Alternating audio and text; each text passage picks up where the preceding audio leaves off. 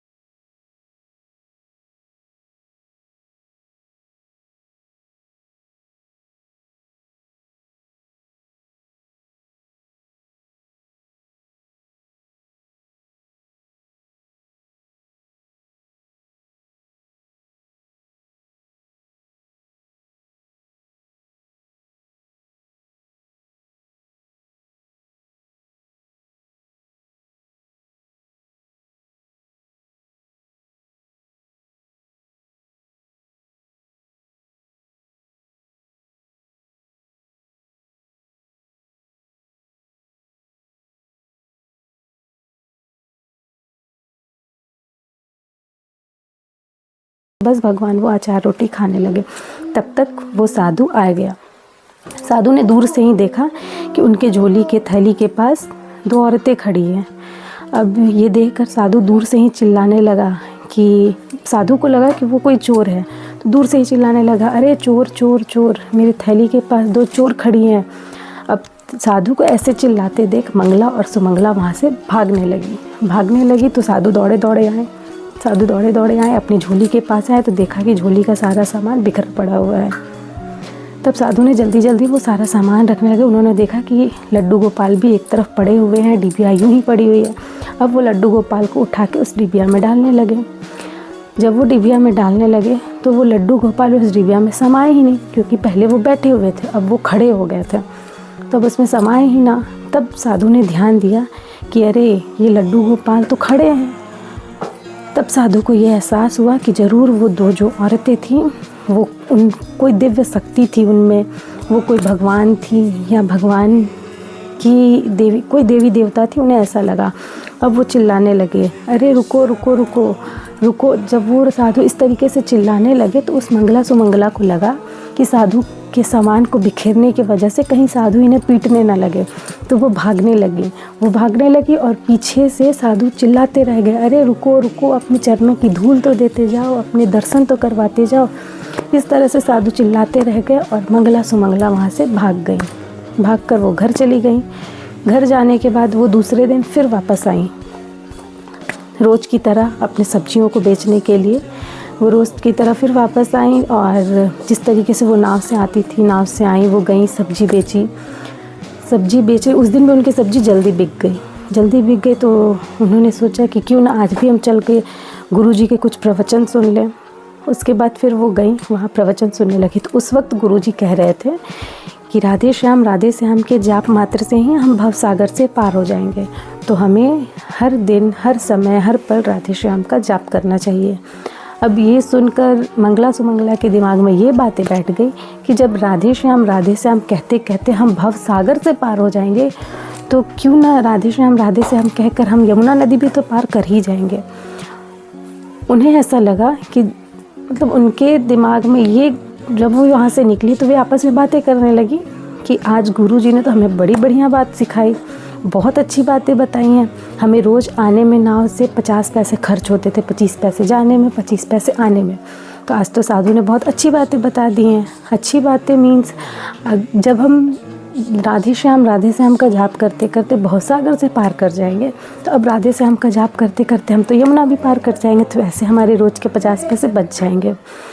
अब उन्हें भगवान के मतलब उन्होंने गुरु की बातों को इतना सीरियसली लिया और इतने अच्छे से लिया पॉजिटिव वे में कि बस अब जो है राधे श्याम करके अब हम कुछ भी कर सकते हैं।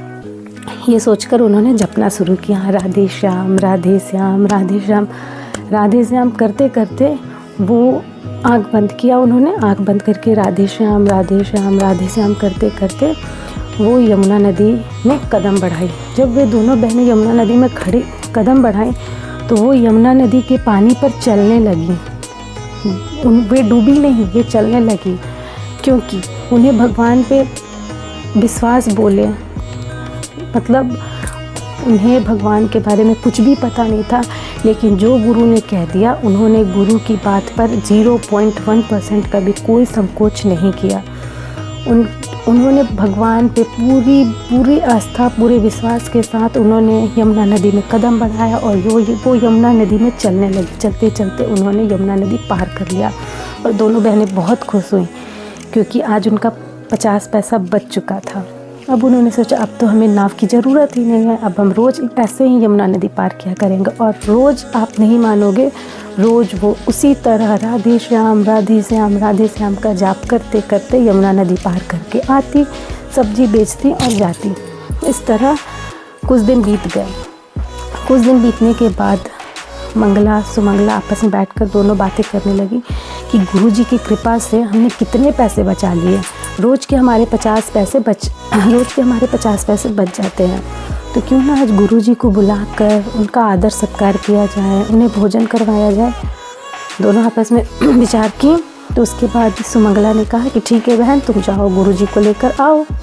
तुम गुरुजी को लेकर आओ, मैं यहाँ पर भोजन की तैयारी करती हूँ। अब मंगला उधर से आई, गुरुजी के पास आई यमुना नदी पार करके। यमुना नदी पार करके मंगला आई, उन्होंने गुरुजी के पास गए। गुरुजी से वो बोली कि गुरुजी, आज हम आपको भोजन करवाना चाहते हैं, आप मेरे यहाँ चलिए।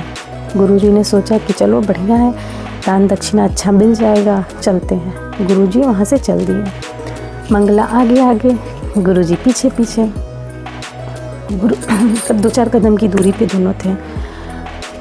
मंगला यमुना नदी में शुरू किया। मंगला ने यमुना नदी के पास पहुँचते हुए राधे श्याम करते करते वो यमुना नदी पर एक कदम बढ़ाई, और जैसा कि वो चल कर जाती थी वैसे ही वो यमुना नदी के पानी में खड़ी हो गई। और राधे श्याम वो बोलना नहीं छोड़ती थी पूरे नदी में, जब तक वो रहती थी तो वो राधे श्याम बोल रही है और यमुना नदी पे एक कदम बढ़ा के खड़ी हो गई। अब गुरुजी को लगा कि वो जहाँ खड़ी है हो सकता है वहाँ नीचे पत्थर होगा, उस पर वो खड़ी है। तो गुरुजी बोले ठीक है आगे बढ़ो। उसने राधे श्याम करते करते दूसरे कदम बढ़ाए और गुरुजी उसी जगह पर जहाँ वो मंगला पहले एक कदम बढ़ा के खड़ी थी, गुरुजी ने वहाँ पैर रखा। और जब उन्होंने पैर रखा तो वे घुटने तक डूब गए। अब गुरुजी को लगा कि ये क्या, वो यहाँ सही तरीके से खड़ी थी और मैं यहाँ डूब गया। तो गुरुजी ने जब देखा तो उन्होंने देखा कि ये मंगला जो है वो पानी के ऊपर खड़ी है। तो गुरुजी के दिमाग में ये चलने लगा कि ये कोई चुड़ैल है, कोई भूत है जो मुझे यहाँ से मारने के लिए ले जा रही है। तो गुरुजी ने कहा, अरे चुड़ैल, तू कौन है? तू मुझे मारना चाहती है, तू मुझे डुबा के मारना चाहती है, इसलिए तू मुझे यहाँ लेकर आई है। पर मंगला ये कहना नहीं छोड़ रही थी कि राधे श्याम। उसे ये पता था, उसके दिमाग में ये था कि जब तक वो राधे श्याम करेगी वो वहाँ नहीं डूबेगी।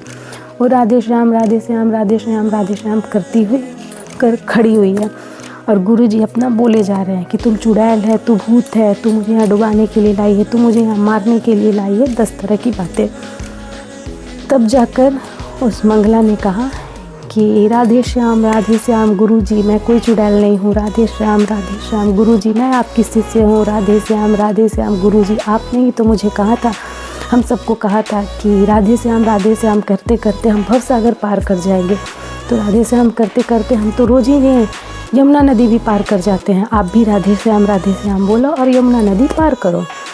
पर गुरुजी इतने डर गए कि वो सब कुछ बोल रहे थे, सब कुछ। वो उसे चुड़ैल बोल रहे हैं, वो उससे 10 तरह के क्वेश्चन कर रहे हैं, पर वो राधे श्याम नहीं बोल रहे हैं। बहुत देर बाद दोनों में बहुत बातें होने के बाद गुरुजी ने सोचा कि अब तो ये चुड़ैल है ही, ये तो मुझे मारेगी, या तो यहाँ डुबा के मार दे या फिर जैसे भी, ये तो मुझे मारेगी, तो क्यों ना अब भगवान को याद कर लिया जाए। उसके बाद गुरुजी ने पूरे दिल से भगवान को याद करना शुरू किया। गुरुजी ने आंख बंद की और शुरू किया, उन्होंने भी राधे श्याम। वे डर के मारे, गुरुजी बहुत डर चुके थे, इसलिए उन्होंने राधे श्याम का जाप करना शुरू किया, लेकिन पूरे दिल से। गुरुजी के भी मन में अब ये बातें आ गई कि अब मुझे मरना है तो मुझे दिल से ईश्वर को याद करना है, दिल से भगवान को याद करना है, ताकि अब मेरे साथ जो भी हो अच्छा हो, जो भी करेंगे अब वो करेंगे। अब गुरुजी ने भी सब कुछ अपने दिमाग से निकाल कर पूरी तरह से भगवान पर विश्वास करके भगवान को याद करना शुरू किया। राधे श्याम। जब वे ऐसा करने लगे तो वे भी धीरे धीरे यमुना नदी सही तरीके से पार करने लगे। तो इस कहानी से हमें यही सीख मिलती है कि हमें ईश्वर पर पूरी आस्था, पूरा विश्वास रखना चाहिए, उन पर बिल्कुल भी किसी तरह का संकोच नहीं करना चाहिए। और ये बात तो बिल्कुल भी नहीं सोचना चाहिए कि कोई बहुत बड़े गुरु है, बहुत बड़े साधु संत हैं और भगवान उन्हें नहीं मिल रहे हैं तो भगवान हमें भी नहीं मिलेंगे, ऐसा बिल्कुल भी नहीं है। गाइस, कोई भी गुरु हो, कोई भी साधु हो, कोई भी संत हो, वो हमें अच्छी बातें ही बताते हैं, हमें ज्ञान की बातें ही बताते। तो मैं आप सभी से यही कहूँगी कि गुरुवाणी सुनिए, साधु संतों की बातें सुनिए, उनकी अच्छी बातों को अपने दिल में बिठाइए और पूरे दिल से ईश्वर को याद कीजिए। और एक लाइन आपने सुना होगा, कलयुग केवल नाम आधारा, सुमिर सुमिर कर उतरन पारा। तो इस लाइन का मतलब यही है कि ये जो कलयुग है ये बस नाम भगवान के नाम पर ही आधारित है। आप बस इस कलयुग में भगवान का जाप कीजिए, भगवान को याद कीजिए, भगवान का नाम लीजिए, बस इतने, इससे ही बस आप भवसागर से पार कर जाइएगा। और अब मैं आपसे अंत में बस यही रिक्वेस्ट करूँगी कि अगर आपको इस तरह की स्टोरी मुझसे और भी सुननी है तो कमेंट बॉक्स में कमेंट ज़रूर करें। और अगर आप मेरे चैनल पर नए हैं तो मेरे चैनल को सब्सक्राइब कर लें, वीडियो को शेयर करना बिल्कुल भी ना भूलें और जल्दी जल्दी लाइक कर दें। तो अब मैं आपसे मिलूँगी अपने नेक्स्ट वीडियो में, नेक्स्ट ब्लॉग में, नेक्स्ट शॉर्ट्स के साथ। तब तक के लिए बाय बाय, टेक केयर, जय माता दी, राधे राधे।